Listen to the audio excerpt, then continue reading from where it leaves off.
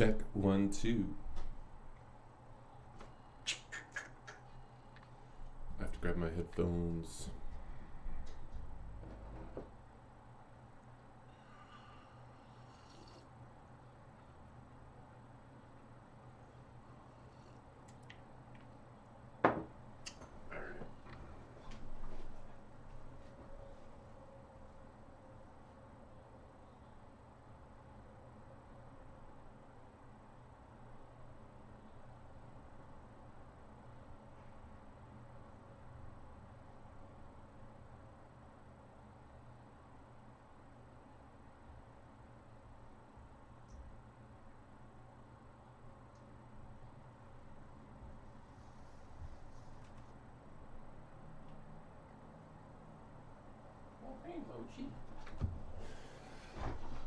Okay.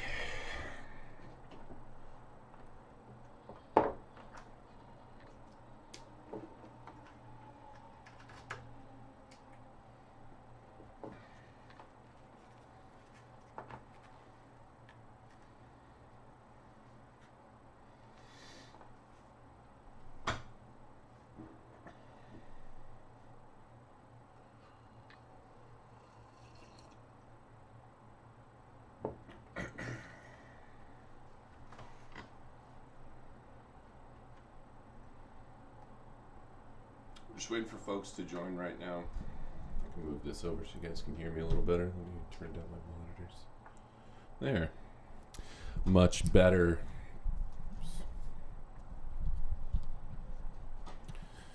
Very good.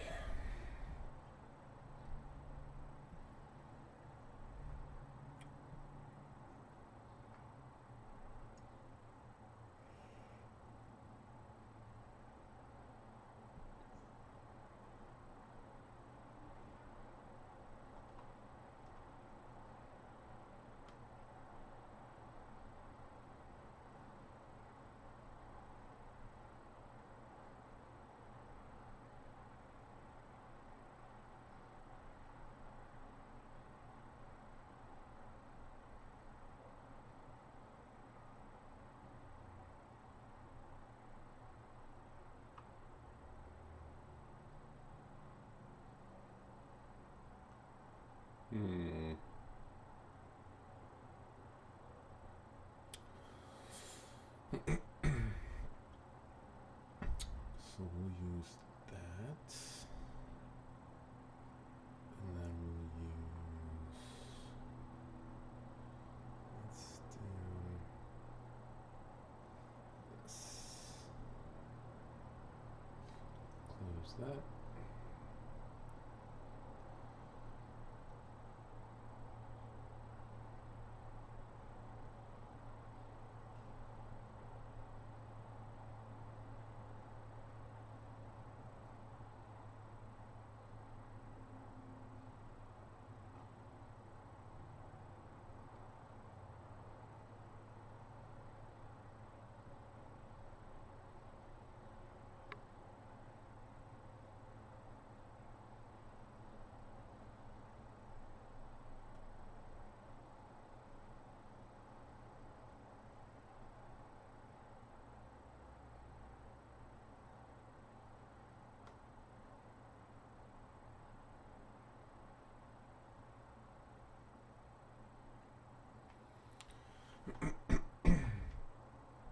So right now we got 10 people in here. I am going to get started here pretty much in the next minute or two.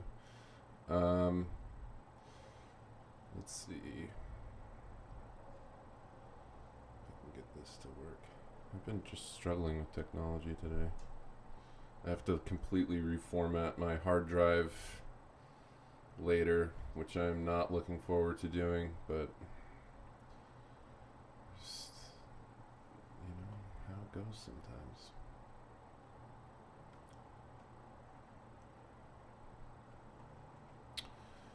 Okay. By the way, good morning to all of you. I just looked over at the thing right now.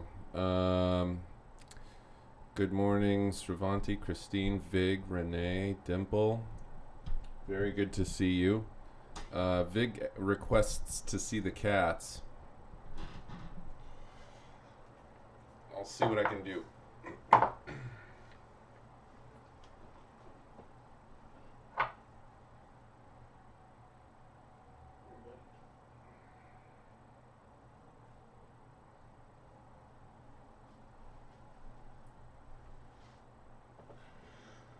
So this is Harrison. It's very sweet.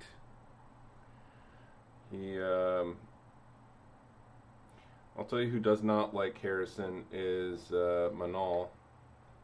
But Harrison's a very sweet kitty. And he deserves love too. There.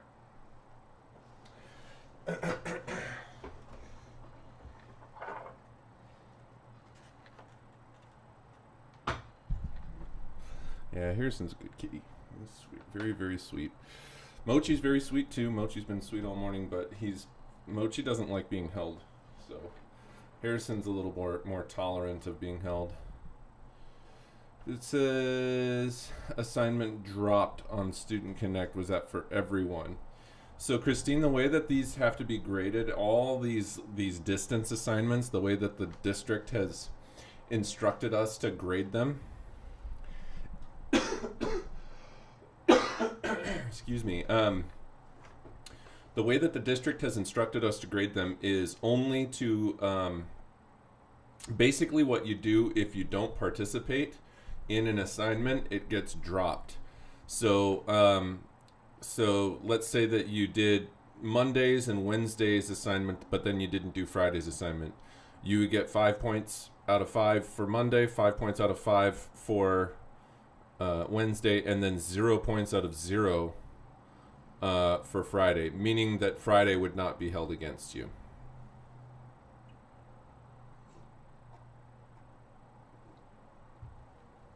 So hopefully that makes sense. Okay, well let's jump into it here, folks. We're getting a little bit of a late start this morning. So I'm going to jump over to my desktop view here, make sure that that's all squared away. Yep.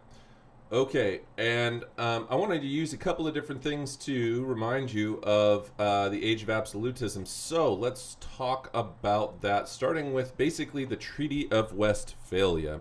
So the last religious war in Europe is the 30 Years' War, and that happens from 1618 to 1648.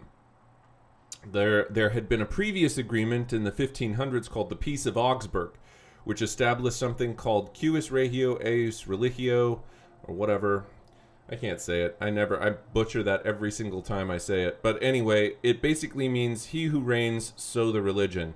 Meaning that whatever religion of the person who was running that particular small principality, the prince's religion would go for everyone who lived in that principality, and if you didn't have that religion, then you could relocate nearby to a different one. And this basically failed to recognize Calvinism, because Cuius Regio Eius Religio was much more about Lutheranism versus Catholic in the northern German states.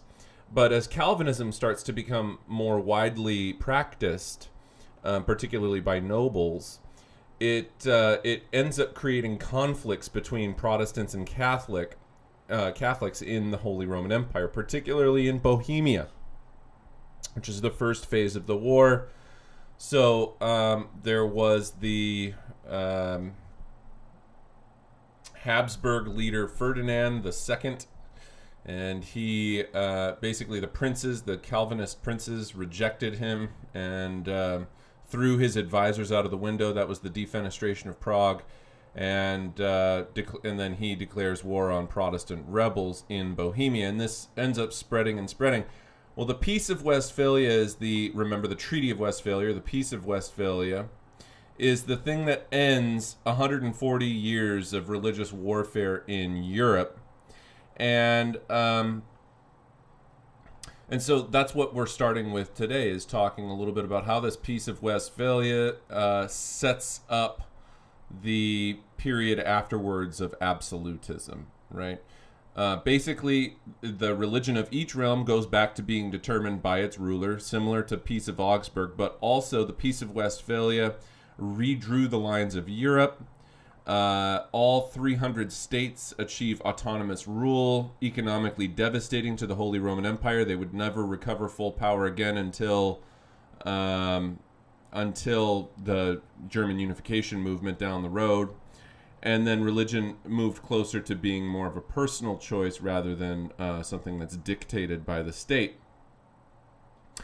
The unique principles of the 1648 treaty, which finally ended 140 years of religious warfare in Europe, enshrined the benefit or advantage of the other, the common good, in the statecraft of sovereign nations. Two men, in particular, France's Cardinal Jules Mazarin and Minister Jean-Baptiste Colbert, were most responsible for opening up of the principle of nation building. So what we're seeing here long term is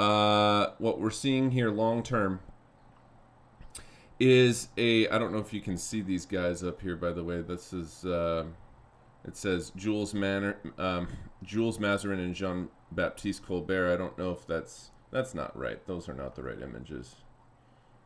I must have gotten rid of them or something. But anyhow, so one of the biggest trends that starts after the Treaty of Westphalia is that we start to see European states move from being these feudal, like king-run, or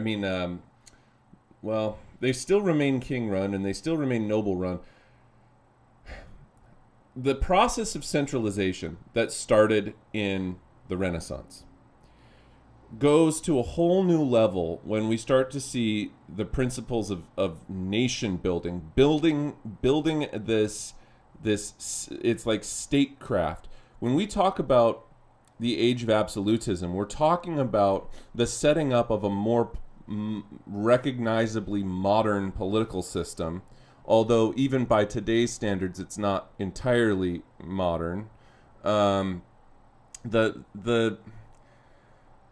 process of this transition that takes place starts with the establishment of these bureaucratic structures that essentially subdue the power of the nobles to the monarch. And this is what is the main function of nation building at this time, is that these kings start to put into positions of power, rather than nobles who are simply born with a particular title, although nobles do still hold a tremendous amount of political authority in France and in England and the rest of Europe as well. The thing that the kings are doing in the age of absolutism is that they're trying to subdue the power of the noble in favor of the king's rule. And the way that they go about doing that is kind of by placing people in positions of power who have some merit or ability in statecraft. Okay, in other words, like building a national government. Okay, nation building. We're talking about putting into place mechanisms that distance nobles from the king and allow the king to function more and more autonomously.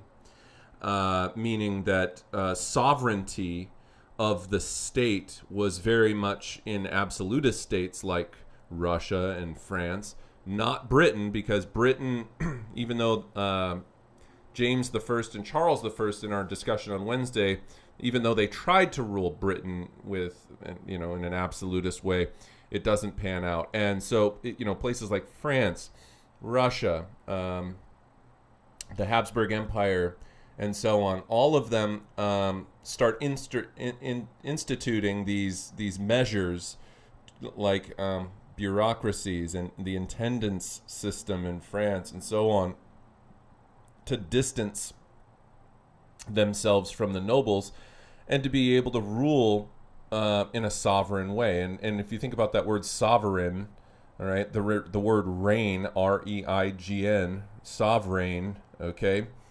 Sovereign nations rule themselves, and the idea behind sovereignty at this time is that a nation we don't really think of Europe as nation states yet at that time. They're getting there, but this is starting that process of transitioning from kind of medieval feudal type governmental systems where you have a whole litany of nobles and a king who kind of are fighting for power with one another, like local versus regional power.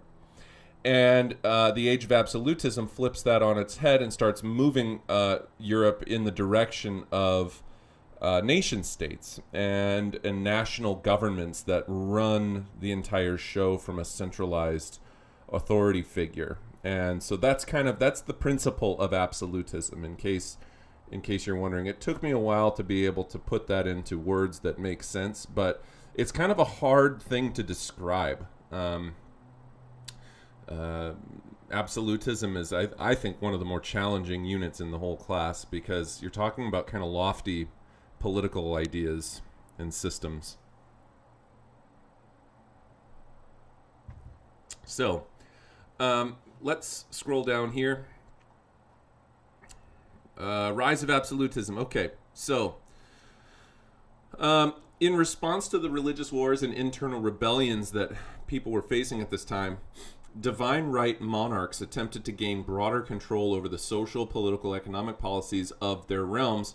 They're searching for order and stability. Essentially, we're talking about one monarch in control of all affairs of the state. Now, the extent to which that actually happens anywhere in Europe is questionable. One monarch in control of all affairs of the state, that's a whole lot of responsibility and power tied up in one person. And I think that even if you were to go back and ask, say, Louis XIV, are you truly the only person who is in control of France? Maybe to gloat, he would say yes, but I think that probably if he was being honest with you, even Louis XIV probably wouldn't have thought that his power was just unchecked. I'm sure that people were challenging his authority all the time with varying degrees of success. So, in France, Louis XIV, the Sun King, he has this battle for power with nobles early on in his reign. Remember, Louis XIV is a very long reigning king.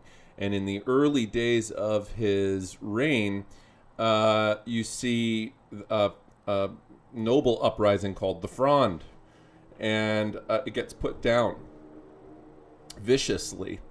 And what else does he do? He builds the Palace of Versailles to showcase French power and wealth. Nobles were forced to live at Versailles. They called it the pleasure prison, right? Because basically it's like they spend their whole day hanging out at Versailles and engaging in all sorts of things. And then Louis XIV would do things that would force people to,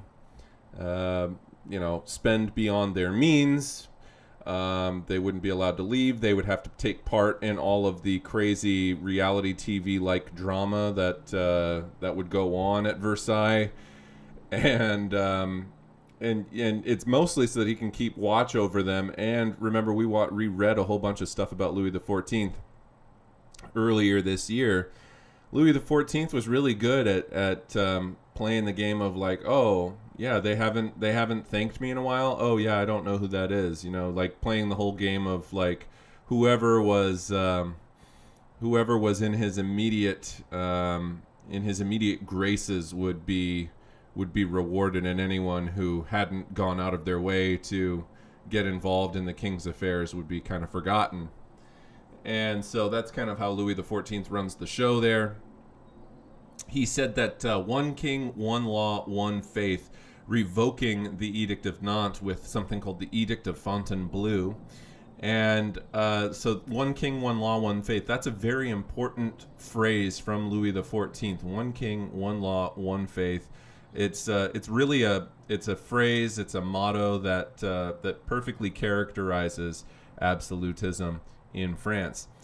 He fought costly wars. Remember, there's 4 major wars that were fought under Louis XIV. A couple of them with the Dutch, one of them, the last war, is the War of Spanish Succession. One of them is the War of Devolution.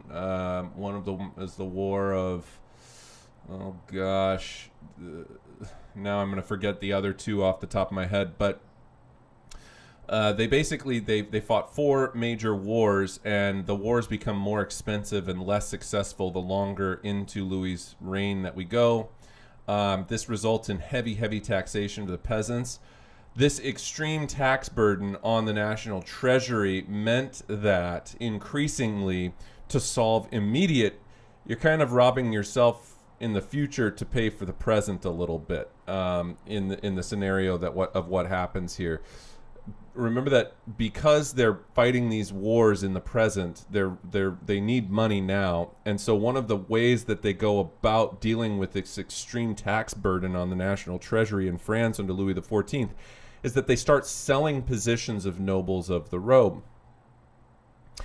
increasingly at this time. Now, they had already been doing that, but Louis XIV extends the practice greatly, and the reason is because you have to pay a fortune to become a noble of the robe, but some people had enough money saved up of the kind of upper bourgeois class where they were able to purchase a noble of the robe position, and that would be a very good thing to do for an individual because it would give them, of course, political clout, but also it would mean that that down the line you're kind of robbing yourself in the future to pay for right now. And the thing with nobles in France, of course, is that when you become a noble of the robe, you no longer pay taxes. And so while they were getting a lot of money up front for the sale of these robe noble positions, down the line, because you now have a much all of your wealthiest segment of your population is now nobles, they are no longer able to practice in commerce, but they're also no longer able to pay taxes. And so the state suffers long term from that, and actually that would be a long-term cause of the French Revolution, was the fact that you had this really just burdensome economic system that was really upside down, where you had a whole bunch of the wealthiest people of society who paid no taxes at all, essentially, and then a substantial part of the population that has very little wealth but pays a tremendous segment of that little wealth they have into taxes. So finally, they relied heavily, especially early on the advisors of Cardinal Mazarin and Cardinal Richelieu, for example. Prussia is also a case of the rise of absolutism. It's the first time that we really see Prussia enter the main stage of European politics after the... we don't really know much about Prussia in this class prior to the Peace of Westphalia, the Treaty of Westphalia.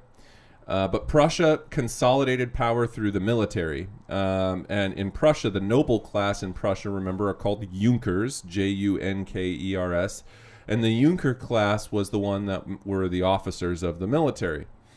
Now, the Junkers also had complete control over the peasant population, which at that time in the mid-1600s were mostly serfs.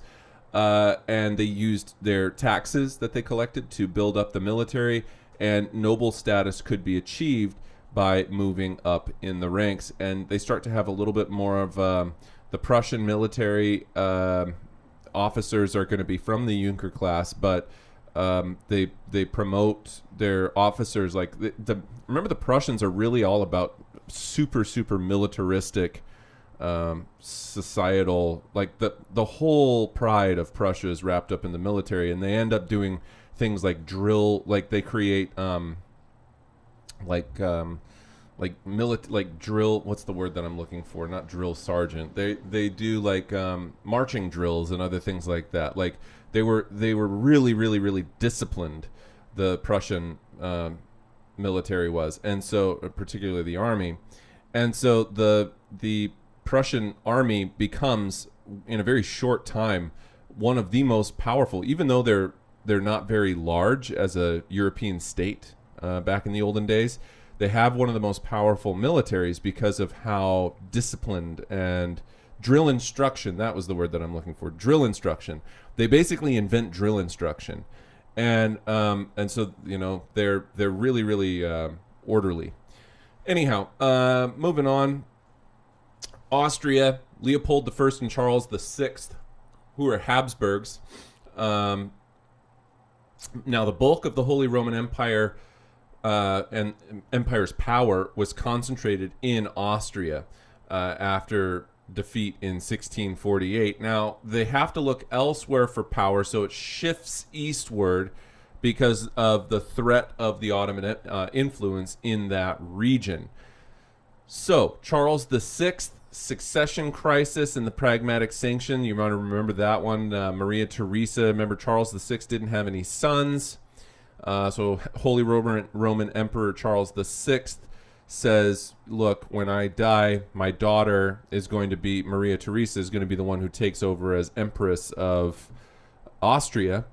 But immediately, and this was called Pragmatic Sanction, okay, which broke something called Salic law, which stated that only men could inherit the throne. And so this idea of Pragmatic Sanction creates the War of Austrian Succession in the 40s. But that gets extended. The War of Austrian Succession is sometimes considered the predecessor to the 7 Years' War. So the 7 Years' War follows the War of Austrian Succession. Some people consider them part 1 and part 2 of the same conflict, really. But they have a difficulty in Austria forming a tightly administered empire like Prussia because, first of all, Austria is much bigger at that time. And also remember that one of the characteristics of Austria is that they have a whole bunch of different ethnic groups living in Austria, and that is going to be an obstacle to the quest to develop a more centralized absolutist state. Now, they are absolutist, and the power does rest with the Emperor of Austria, the Habsburg Emperor of Austria. But keep in mind that the extent to which that emperor had true authority in, say, more Hungarian-populated areas or whatever is increasingly going to be challenged as time goes on. And then Russia, of course, with Peter the Great, who we'll talk about later. Now, that's a little bit more Eastern Europe. We're going to stick to talking Western Europe and look at this PowerPoint as a little bit of a reminder of some of the other big ideas, sovereignty embodied in the person of the ruler as opposed to the state. But we are going to see that term sovereignty increasingly become correlated with what by the time that we get to the age of nationalism after Napoleon, sovereignty rests not just with a person of the ruler, but sovereignty rests with the state, the structures of government within the state, or the systems of government within the state, are what allow for the nation to be considered sovereign. And there's other qualifications for sovereignty as well. Being able to support one's own nation's military and other things like that, being able to defend itself. There's a number of different, today when we talk about the term sovereignty, there are very specific characteristics that a nation must have to demonstrate that they are in fact sovereign in order to, say, join the United Nations, for example. You can't just declare, oh, I'm a sovereign state and join, the UN. You have to demonstrate that various different implements have been met. Absolute monarchs not subordinate to national assemblies in absolutist states. That's the opposite of a constitutional monarchy, right? Constitutional monarchies are, where the monarch is subordinate to a national assembly, like, for example, Parliament. In an absolutist state, the absolute monarch is not subordinate to the National Assembly. However, that is not to say that parliaments don't at times challenge the king and his authority. So there is a difference. Let me see if there's any comments or questions over here. Not yet? Okay, very good. We still have 10 people. That's awesome. Bureaucracies were often composed of career officials who were accountable to the king. Remember that one of the reasons that kings start to employ members of non-noble classes to these positions, it's a win-win, okay? Because these people who are put into these ministerial positions to the king, these official capacities of king's advisors and other things like that, these are people who may have been very educated, they may have been very talented, they may have been very clever, but they're not nobles. And so the nobles are going to resent these people because these people are seen as, more common born or lesser born. And the thing that makes that really interesting is that these people, of course, love it because they're elevated. Essentially, they get to leapfrog the nobles in terms of their position in society. But the king loves it too. It's a win-win because these people are also different than nobles in the sense that because they are not entitled, in other words, because they don't have a noble position or noble title, they're also expendable. Whereas nobles are going to be, if you're a noble, if you're the Duke of whatever, Sully, if you're the Duke of Sully, you're the Duke of Sully until you die.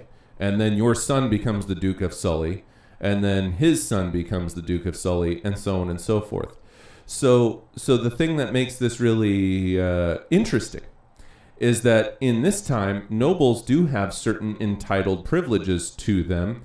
And if they were to be put into a position under the king, they would be much more difficult. You can't just get rid of nobles, okay? It's not like the olden, mafia days where people just wake up and they disappear one day.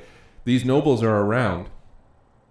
And although I guess probably plots for murder and other things like that do happen. I mean, after all, Catherine the Great kills her own husband. But nonetheless, the point being that for the most part, nobles are really difficult to get rid of. You can't just fire them. But for these ministerial type guys who leapfrog the nobles, you can fire them at any time. So it gives them a vested interest because it's like they don't want to lose their position, so they're going to work harder. And then the kings like them because it's like if they screw up, then they can just drop them at any time. The kings like the flexibility of kind of being able to surround themselves with whoever they feel is going to do the job best. So French and Spanish monarchies gained effective control over the Roman Catholic Church in their countries during this time. We start to see the development of standing armies during peacetime, which was never a thing in a previous era. And also we see the utilization of basically what would be considered secret police forces, which weaken political opponents. This maybe you could say down the line, very tangentially foreshadows totalitarianism. But here's the thing, totalitarianism, the reason that that's different, totalitarianism, we never really even got to totalitarianism because we never made it past World War I. But totalitarianism is different than absolutism. It's not the same thing. Totalitarianism and absolutism are not the same thing because one of it's just different. I'm not even going to bother talking about that because you won't be tested on it.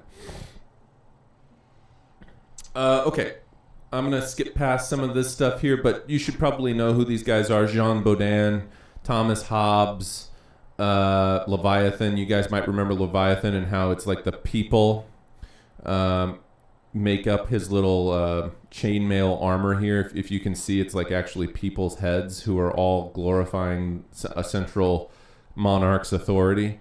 Leviathan is the book that defends absolutism, right? Thomas Hobbes saw a bunch of his buddies die in the English Civil War, and he thought that humans naturally were poor, nasty, brutish, selfish, evil, wicked creatures, and that political sovereignty is derived from the people who transfer it by a social contract to a monarch in agreement for that monarch's protection from outside forces and so on. So if you think about this, what he's saying here is that a king's power is not derived from divine right. Okay, remember, this is not a defense of divine right. Okay, this is a defense of a social contract. It's the first time that we're seeing political theory applied to absolutism as opposed to a religious explanation for why absolutism exists. Now, of course, most European kings, however they got their power, doesn't matter to them so long as they have it.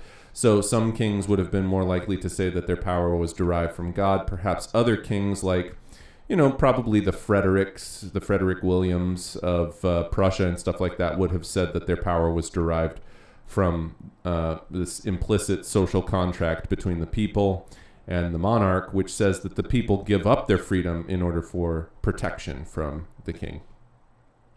Remember, also, this fits really well with the concept of patriarchy in Europe, right? Because Europeans are all about patriarchy. Oh, it's the father of the realm.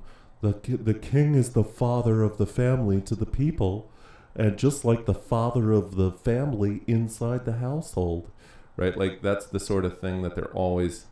And remember the Europeans always having to go over and, like, play the role of father in places like North America, Central America, South America, Africa, Asia. It's like, we're the fatherly type figure who needs to go and teach the rest of the world how to be just like us. Anyway, Bishop Jacques Benin Bossuet, he was the main advocate of the whole idea of divine right, the idea that the king was placed on the throne by God and that all power from the king is a religiously Christian ordained policy of how society functions. Development of French absolutism. France in the 17th century had the three estates. We've talked about that before, right? The first estate, second estate, third estate. Nobility, probably not quite, maybe about 3% of the population at this time. Clergy is about 1% of the population. Remember that France, in terms of their noble population, has a much wider noble segment of the population than England does. England's nobility is very exclusive. They have one of the most, what's the word? One of the smallest noble class, like, population sizes in all of Europe. To be a noble in England was very, very exclusive. To be a noble in France is a little less exclusive, but still doesn't make up a huge percentage of the population. But there's many, many, many, many more nobles in France than there were in England, for example.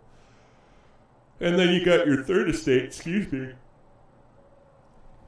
you got your third estate, which is going to be your bourgeois class, your artisans, your urban workers, and the vast majority of people in the third estate were going to be peasants. Okay, we talked about this guy when we were talking about the Protestant Reformation. This is the first king of the Bourbon dynasty of France, and his name is Henry IV, sometimes called Good King Henry or Henry IV, Henry the Good King. And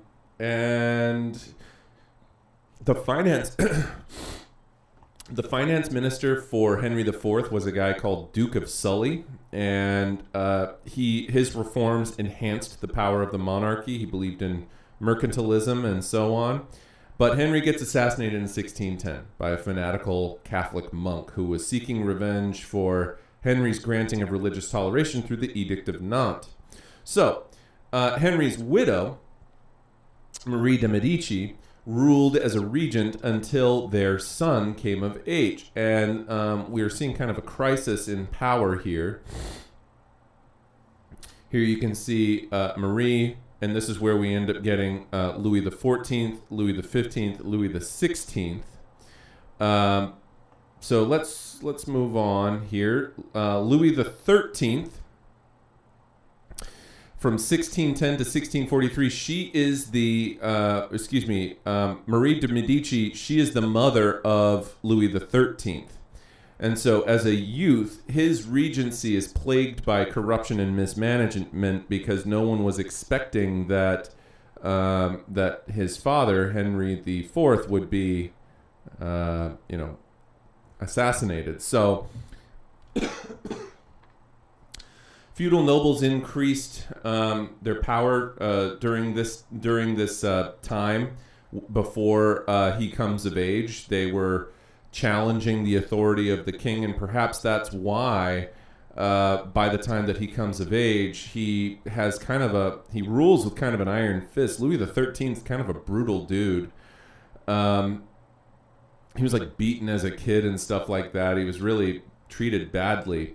Cardinal Richelieu had laid the foundation for absolutism in France. Like Henry IV, he was a politique as well, and he placed political principles ahead of religious principles. So although he is a cardinal, he's a very politically savvy cardinal, and probably his loyalties lie more with the state or with Henry IV, than say, and Louis XIII. Than the Catholic Church in Rome. So one of the ways in which they do that is something called the intendant system or the intendant system. This was used to weaken the nobility. Remember that they replaced local officials with intendants who reported directly to the king. They were largely middle class or kind of lesser robed nobles, people that were going to be a little bit easier to control. And each of the country's 32 districts had an intendant responsible for justice, police, and finance. But this makes the government more efficient and centrally controlled. So the king has a kind of a set of eyes and ears all over the country in all 32 districts, where he's able to administer things to his liking. So this is built on the Duke of Sully's economic achievements in further developing mercantilism as well. Jump down here. 30 years more. Okay, reign of Louis the 14th. Okay, Sun King. So he is like the quintessential ruler. In addition to his famous quote, "One king, one law, one faith," his other famous saying was "L'État c'est moi," I am the state. And this is a phrase basically talking about how he is the embodiment of political sovereignty within the ruler. He is a strong believer in divine right, advocated by Bossuet. And here is the very fabulous looking Louis XIV. I'm going to skip down here. Okay, longest reign in European history, 72-year long reign. France became the undisputed major power in Europe during this time. The French population was also the largest in Europe, and they had a massive, massive standing army. And French culture starts to dominate all of Europe. Remember that the Russian Tsar, Peter the Great, came over and was just absolutely awestruck by Versailles and the French customs and so on, and brings all of these customs back to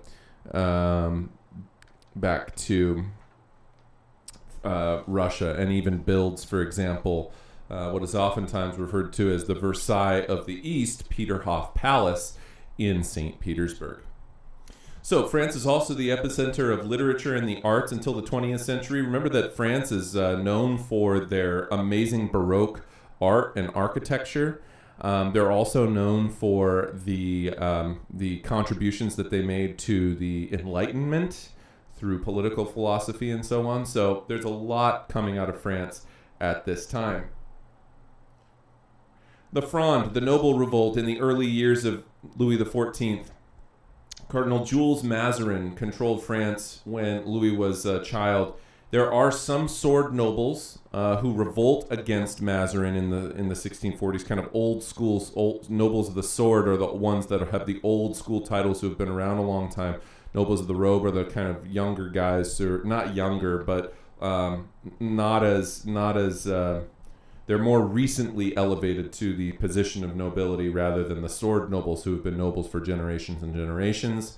Civil war among various noble factions enabled Mazarin, though, to defeat these nobles because they didn't get along with one another. So he was kind of able to, they were divided from within, and then that allowed him to get a handle on the situation. But Louis XIV never forgot, the stress and humiliation that he faced at the hands of these nobles, and he is going to seek to control them for the vast majority of his reign. Louis never, I just said that. Government organization. He recruited his chief ministers from the middle class to keep the aristocracy out of the government, and he continued that intendant system that had been set up by Richelieu earlier. Louis nullified institutions that might challenge him. Remember that there's kind of four major institutions that are going to challenge you as a king, okay? And we watched that Tom Ritchie video in class that talked about those 4 institutions that challenged the king's authority. I wonder if any of you can remember what they are. I definitely, I can name, I think, 3 off the top of my head at least, but maybe you guys can remember the 4th. Pretty sure I can remember them all, actually, now that I'm thinking about it. But let me see if you guys, why don't you guys type in your answers? I just want to see if anyone's actually listening to what I'm saying. What were the 4 major bodies that were able to challenge the king's authority in absolutist, or that Louis sought to nullify or to reduce the challenges that they might pose to him? Does anyone remember the four sources? Yep, local government is definitely one. Also, the Catholic or religious institutions, the church. Yep. So that's 2 of them.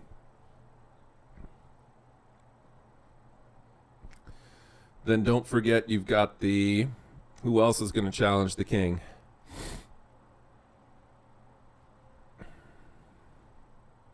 Local governments is definitely a good one. Religious institutions is good. Religious institutions / universities. Remember, universities are tied with the religious institutions at that time. Nobles is the 3rd one. Yep, nobles. And then the last one is actually it's parliaments.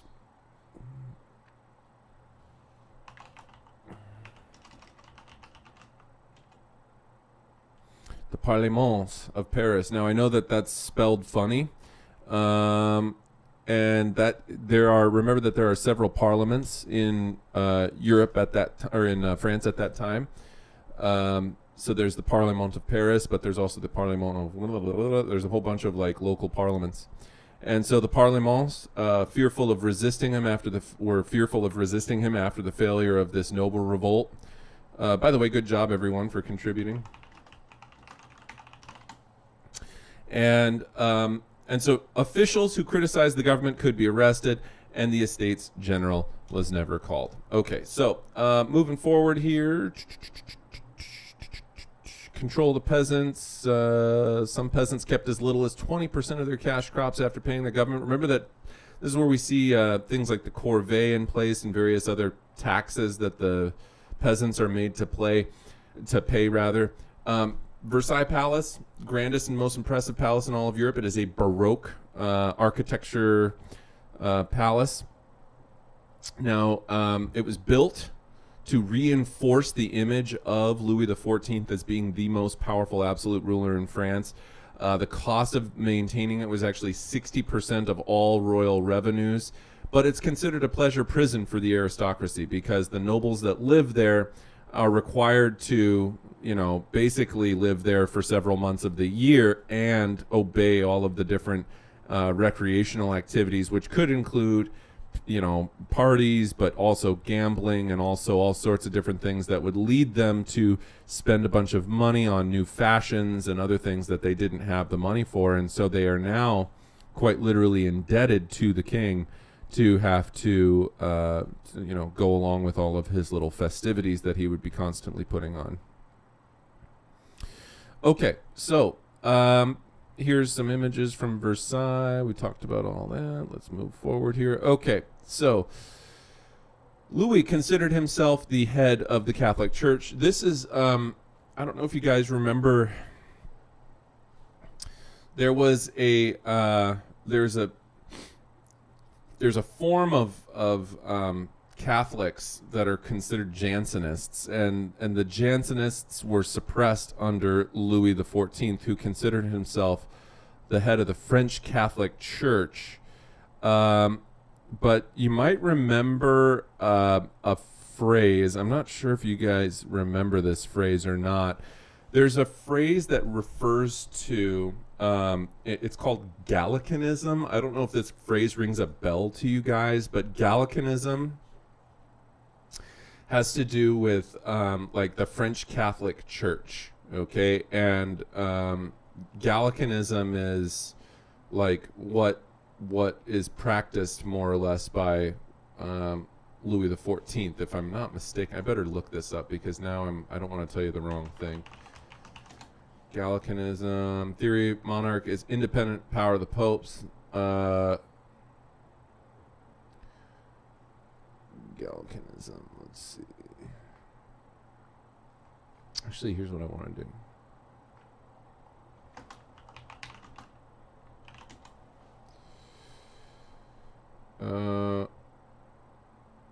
So Louis initially supported traditional Gallicanism, which limited papal authority in France. However, his conflict with the Pope did not prevent him from making Catholicism the only legally tolerated religion in France. So Gallicanism is kind of like this idea of the church's authority, the Roman Catholic Church's authority in a particular state like France, it should be limited, and that the head of the state should run the Catholic Church within that state. So that's Gallicanism, and it comes from the old word of Gaul. Gaul was so Gallicanism, Gaul. The Gauls were this region of Europe where modern day France is back in olden times. Anyhow, all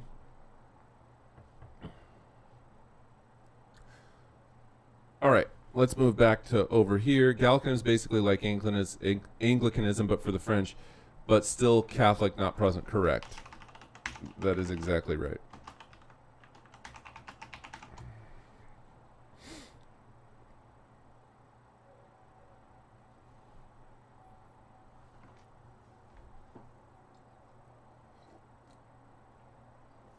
It's a really nice way of describing it, actually. All right. So, 200 Huguenots fled France after the Edict of Nantes is revoked. Mercantilism, we've talked a lot about mercantilism. All right, and then finally we get to Jean-Baptiste Colbert, Louis' greatest finance minister. And he's going to be the minister who oversees... Will you guys quit fighting, please? Sorry, the cats were fighting. Okay. Greatest finance minister who oversaw the French economy. And here he is in this image here, Jean-Baptiste Colbert. Now, Colbert's goal is basically going to be economic self-sufficiency for France. He oversaw the construction of roads and canals. He granted government-supported monopolies in certain industries. He heavily regulated the guilds. At that time, remember, there's still a guild system. Reduced internal tariffs that had inhibited trade. Remember that France is divided into a bunch of different regions, and each of those regions, trade in France was actually quite miserable for quite some time. But some of those tariffs that inhibited trade had been reduced, although they still stick around. They're not gone completely. There's still problems with that, leading all the way up to the French Revolution. And he organized French trading companies and so on. So let's move forward here. Now, the most important feature of what Jean-Baptiste Colbert does for the French economy is he develops the French merchant marine, which is basically a naval buildup where these ships can be used in peacetime for trading, but then be re-outfitted during times of war for fighting. And so he really puts France on the map globally. During this time, making France a truly economic powerhouse in global trade. So the French excel in industries like textiles, mirrors, lace making. It should not say for steel manufacturing. Steel doesn't get invented for a long time, but they do have weapons, firearms, ammunition, things like that they make as well. But we're not in a factory time, so it's not going to be steel that they're making. Steel doesn't come around for some time. Drawbacks to mercantilism in the French economy, of course, you got the poor peasant conditions, and then the wars that France lost ended up costing them a whole lot of money because they don't really have enough money for both a naval fleet and an army, and Louis ends up choosing the army. So later wars of Louis XIV kind of actually nullify a lot of Jean-Baptiste Colbert's economic gains because Louis is actually at war during 2/3 of his reign. What were the wars of Louis XIV? Well, initially they were successful, but eventually they end up becoming economically ruinous to France. I talked a bit about that. Balance of power system starts to emerge under Louis XIV. No one country would be allowed to dominate the continent, since a coalition of other countries would rally against another threatening power. So when France starts to become a little bit hostile, other nations are going to team up and try to correct that imbalance. War of Devolution, talked about that. Second Dutch War. This is why, by the way, again, remember that the age of the Dutch Golden Age comes to an end is because of the wars between Louis XIV and that was the other one, the War of the League of Augsburg, and then finally the War of Spanish Succession. I don't know why there's a monster signal here, or a symbol. I have no idea why that's there, but whatever. Basically, the War of Spanish Succession is an important one. The War of Spanish Succession is important because remember that the king of Spain at that time, his name was Carlos II, or Charles II if you want to anglify his name. King Carlos II gave all Spanish territories on his deathbed. Now, he was a Habsburg. Carlos II, I think, was infertile. I'm pretty sure he was not able to have children. Anyway, he gives all Spanish territories to the grandson and next heir to the throne in France of Louis XIV, and his name was Philip, Duke of Anjou.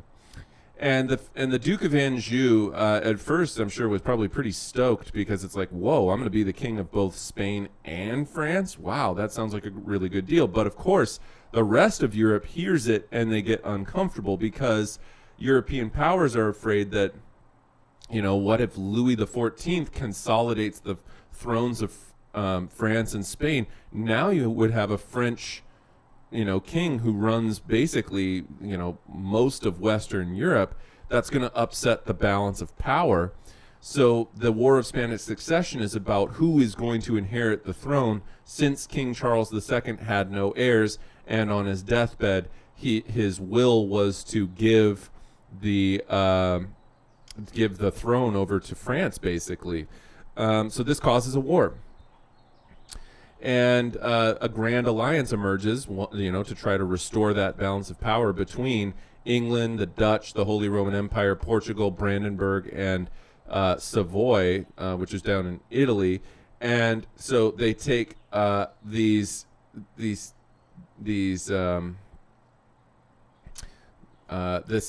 alliance here. Sorry, I'm getting distracted because the cats are fighting again. Get out of here, would you? All right. So this alliance here ends up trying to restore the balance of power during the War of Spanish Succession. Moving on. Oh, how does the War of Spanish Succession end? Comes to an end with the treaty, the Peace of Utrecht of 1713, and this was an important treaty between the two major bookend treaties on either side. It's kind of the middle treaty, the Peace of Westphalia, which we talked about earlier, and then the other major treaty coming a little bit later, the Treaty of Paris. So the Treaty of Utrecht comes in between. All right. Moving on. We talked about that. Spanish absolutism in decline. Remember that after this point, Spain is pretty much going to be out of the picture, with the exception of like some degree of authority in Central and South America with their colonies. But other than that, pretty much they're in decline by this point. The Spanish economy was hurt by the loss of the middle-class Jewish folks and Moorish folks who were driven out during the Reconquista in a previous time. The population shrank by about a quarter, and Spanish trade with its colonies fell 60% in 50 years. Due to English and Dutch competition in the New World, and the government was bankrupt and at times even repudiated its debts. Also, national taxes hit the peasantry very hard in Spain, and politically they're in decline as well because of the Spanish Armada after 1588, which pretty much devastates their naval force. They had still a sizable navy in the early 17th century, the 1600s, right after the Spanish Armada, but it's mostly a merchant marine, meaning that it's trading ships, and poor leadership by 3 successive Habsburg kings in a row, Philip III, Philip IV, and then Charles II, who's arguably probably one of the worst Habsburg rulers ever, all ended up driving Spain's position in Europe into the ground. And you have to understand, too, that inbreeding did play a role in this, because each of these rulers, these Habsburg rulers, had too few branches on the family tree. And then Spain's defeat in the 30 Years' War was disastrous for them. So this is kind of the end of Spain's role in European politics for the foreseeable future. Baroque and Absolutism. Remember that Baroque-style art is representative of the church and of the glorification of the state. Probably the best-known Baroque artist of this time was Bernini. Bernini is a sculptor and architect, but known best for some of his things like the colonnade in front of St. Peter's Basilica, but also he's known for his statue of David down here, which is a very famous piece that we've talked about. Now, remember the grimace on his face? He's got kind of this...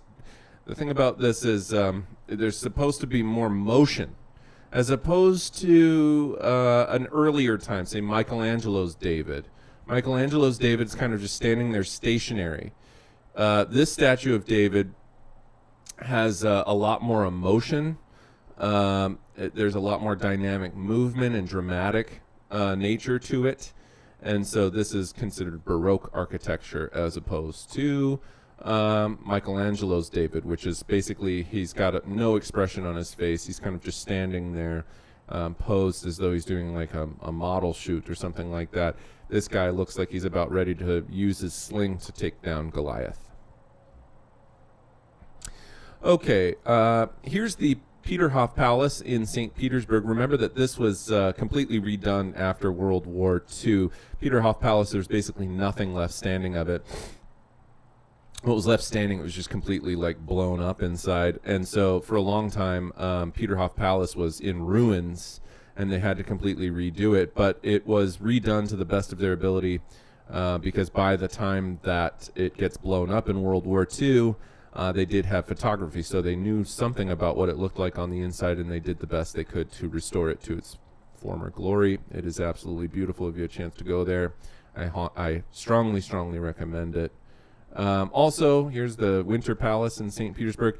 In a future day, this palace, Winter Palace right here, is the one that there would be a bloodless coup where Vladimir Lenin stormed this palace with the Bolsheviks and peacefully took over the government until a civil war broke out, which resulted in the deaths of millions of people. Okay, so Baroque painting, tenebrism is a major feature of that, the dark manner, meaning that you have that extreme contrast between total areas shrouded in darkness and then areas that are quite light, sometimes even right next to one another within a single painting, and that tenebrism is like an exaggerated chiaroscuro. Chiaroscuro is it's a more subtle form of using shading and light to create depth. This is a much more dramatic form of the use of lighting within paint.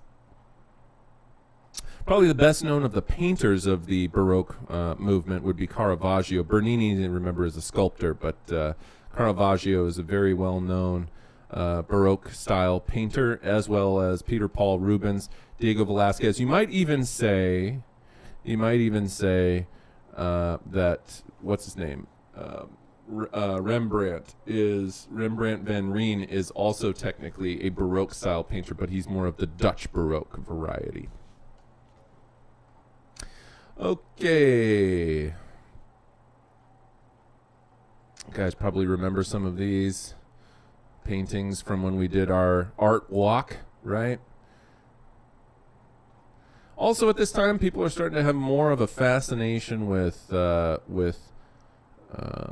science. We're seeing this is during the scientific revolution that all of this is going on. So that's another aspect of all of this, is the scientific revolution and its influence on art at the time, because people are learning more about the various parts of anatomy and other things like that. There's new discoveries happening in art, in science that contribute to art. Okay, let me jump back over here to myself. At this time, that basically covers Western absolutism, or at least the parts that I care to talk about with it. So it took us about an hour to do that, roughly. Is there any... I can't do that right now. Is there any questions that you guys have for me pertaining to absolutism?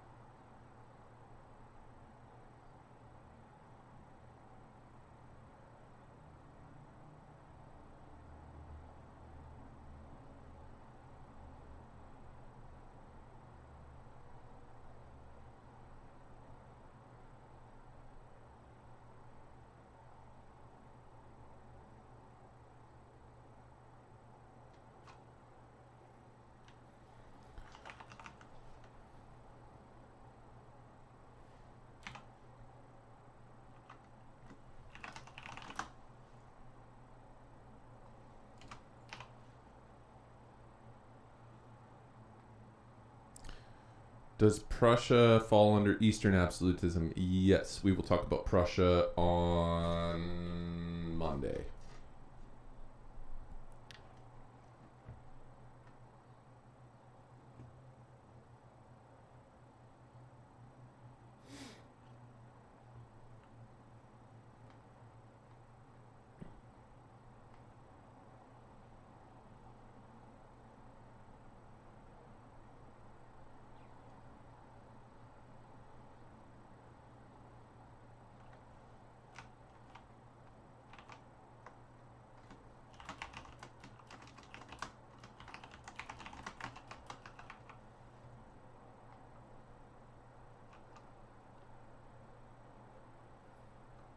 I'm just setting up the Schoology folders right now, and then I'll tell you about what the assignment is that you guys are going to be doing.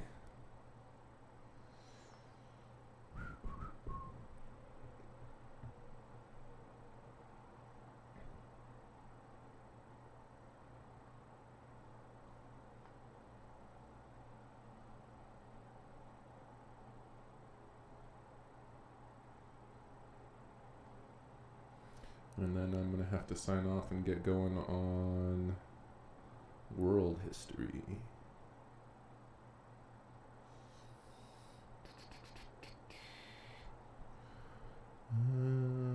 Let's see.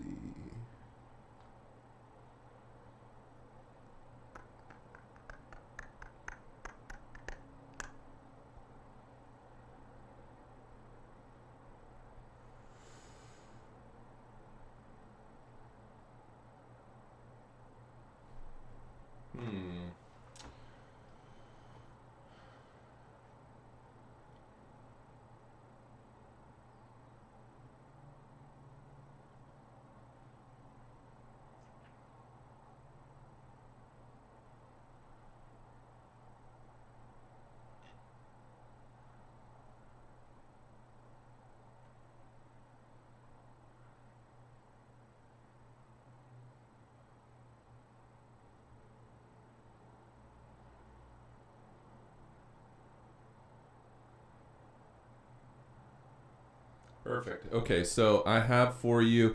I'm going to give you some more time to do this one. I'm going to make this worth more points, and I'm going to make this one due next Wednesday so that you have more time to do it. So this one will be something that we do over the course of the next few days, but let me go ahead and copy this over because it's going to take us a while to get through this entire review sheet. But copy 2. This is good review right here for absolutism. It asks some really good questions for you. So let's go ahead. Why am I not able to do this? What is going on here? Cancel. Okay. Add to course. Here we go. There we go.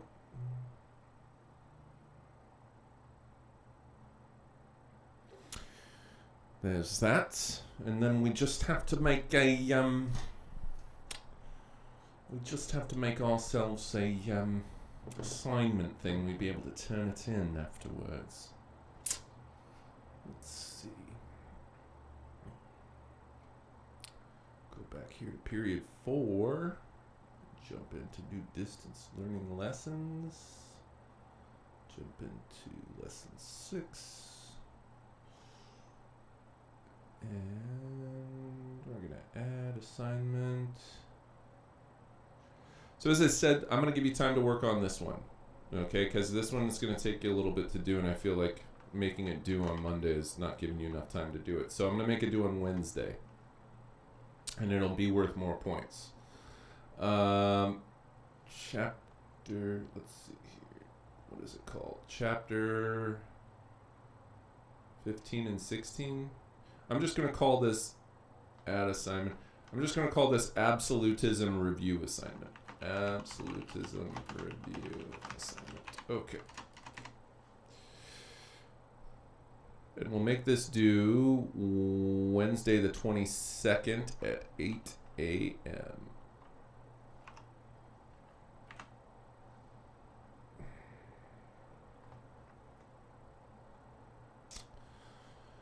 Remember that these PowerPoints are available to you, as well as the review sheets and other things like that are available to you right here in Schoology. All you got to do is look for them and open them up. They're in various locations. The PowerPoints are in the Files and Links folder under Old PowerPoints. And so anyhow, I think that will, let's see here, does pressure, okay, we answered that. Are Friday's assignments due Monday before the lecture? No, they will be due on Wednesday. So essentially, normally they would be though, Christine. Normally, assignment that I assign on Friday would be due, before the lecture on Monday. Essentially, France was the only Western state that had an absolute monarchy, with England and the Dutch accidentally having constitutional monarchy. Yeah, essentially so. Yeah. Spain is technically absolutist because they're Habsburg, but they're just declining in power. The Holy Roman Empire has Prussia, but Prussia we're going to lump Prussia in with Russia and Austria when we talk about Eastern Europe on Monday. If this assignment is due on Wednesday, will we be given an assignment next Monday? Well, it's all pertaining to the same stuff. Monday, I just have taken absolutism. Absolutism is a single unit. It's only one unit. It's unit 4 of our class. But I've taken and divided it into 3 things. I divided it into constitutionalism, Western absolutism, and Eastern absolutism. This review sheet has all 3 of those things. That's why I'm making the assignment. It's enough work for 2 days worth. That's why I'm doing that. So it'll be due on Wednesday, but part of the stuff from that assignment will be covered on Monday.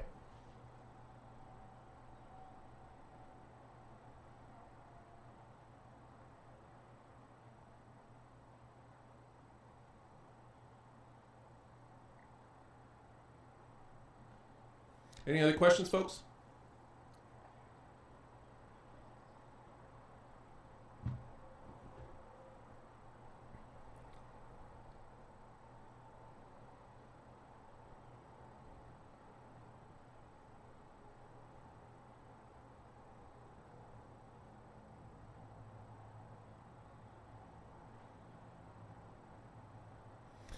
All right. Well, if there are no other questions, then I will sign off here. I have to get going for my lesson with Regular World now. So I will leave it there. As always, if you have any other questions, feel free to shoot me a message on Schoology. And thank you so much for tuning in this morning, guys. Happy Friday and have a great weekend.